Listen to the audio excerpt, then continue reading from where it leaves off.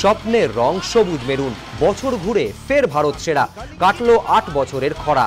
অবশেষে ৮ বছর পর বাগানের হাতে ফের ফেড কাপ, আইজলকে ৫-০ গোলে চূর্ণ করে ১৪ বার ফেডারেশন কাপ ঘরে তুলে টুর্নামেন্টের সবচেয়ে বেশিবার চ্যাম্পিয়ন হওয়ার রেকর্ড অক্ষুণ্ণ রাখলো সবুজ মেরুন ব্রিগেড। একবার দেখে নেওয়া যাক সেই রেকর্ডের খতিয়ান। ২০১৬তে আইজল এফসিকে ৫-০ গোলে উড়িয়ে চ্যাম্পিয়ন সবুজ মেরুন। ২০০৮-এ ডেম্পোকে ১ গোলে হারিয়ে ফেড কাপ চ্যাম্পিয়ন হয় মোহনবাগান সঞ্জয় সেনের হাত ধরেই। ২০০৬-এর ফাইনালে বাগানের হাতে ৩-১ গোলে দুর্মুষ হয় স্পোর্টিং ক্লাব। ২০০১-এ ডেম্পোকে ২-১-এ হারিয়ে চ্যাম্পিয়ন হয় সবুজ মেরুন।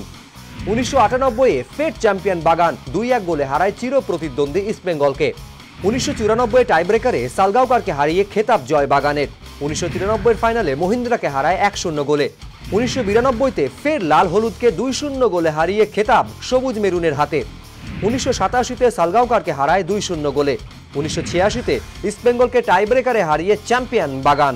১৯৮৩-তে মফতলাল মিলসকে ১-০ গোলে হারায় বাগান। ১৯৮২-তে মোহামেডান স্পোর্টিংকে হারায় ২-০ গোলে। ১৯৮১-তে ১-১ ড্র করে যুগ্ম বিজয়ী মোহনবাগান ও ইস্টবেঙ্গল। ১৯৭৯-তে যুগ্ম বিজয়ী দুই প্রতিদ্বন্দ্বী। ফের বাগানে সাফল্যের ফুল, সবুজ মেরুন শিবিরে ১৪তম ফেড কাপ, গ্লানি কাটিয়ে ঘরে ফেরা, নয়া নজির। এবিপি আনন্দ।